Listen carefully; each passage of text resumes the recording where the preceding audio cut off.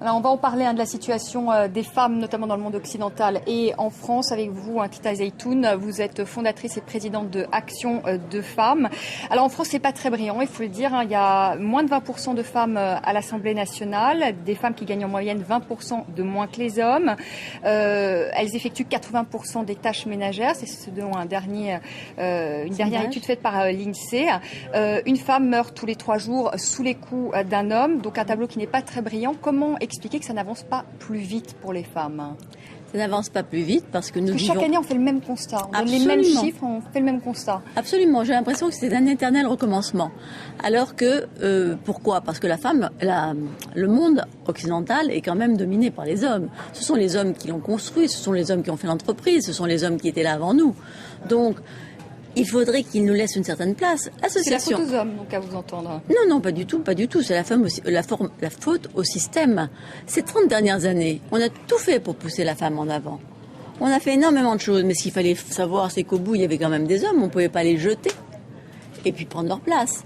Donc c'est pour ça qu'Action de femmes est une association mixte, dans la mesure où ce sont les hommes qui sont adhérents de notre association qui vont se pousser ou qui vont nous laisser une petite place. Mais si on avait dit vous partez et nous on arrive, ça n'aurait pas pu marcher. Alors au niveau des conseils d'administration, on constate aujourd'hui qu'il y a dans le CAC 40, il ne reste plus que 4 sociétés qui n'ont pas de femmes dans leur conseil d'administration. Que 4, ce qui est encore beaucoup, parce que ça fait quand même 10%. Et nous agissons depuis 13 ans, nous, Action de femmes, dans le domaine. Alors qu'est-ce que vous faites concrètement, par exemple? Concrètement, nous faisons des études.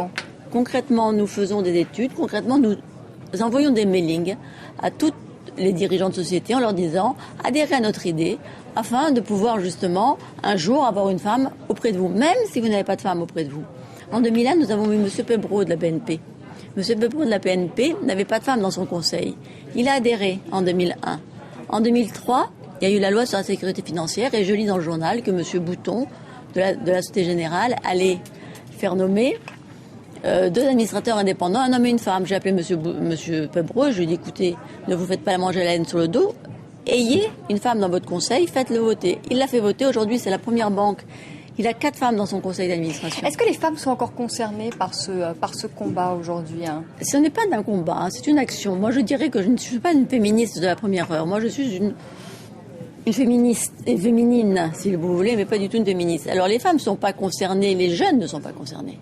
Les jeunes de 25, 26, 27 ans ne sont pas concernés. Et comment vous expliquez cela? Par le fait qu'elles rejettent ce que nous, les mères, avons fait pour elles.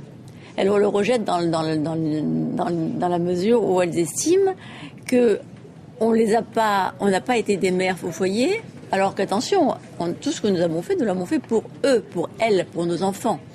Et donc, aujourd'hui, elles nous le reprochent en nous disant, moi, tu verras, je pourrai élever mes enfants, je resterai chez moi, je ferai en sorte que. C'est un peu ce que dit Elisabeth Badinter. C'est l'idéologie de la femme parfaite qui retourne au foyer, donc qui abandonne son activité professionnelle et qui devient dépendante de l'homme avec lequel elle vit. Absolument. Et ça, la dépendance financière, il n'y a rien de pire pour une femme. Et malheureusement, on ne peut pas le dire à nos filles, parce que nos filles nous disent comment je vais me marier avec un homme que j'aime et qui m'aime, et donc ça me rate notre vie. Mais non, la vie est ainsi faite que non, malheureusement.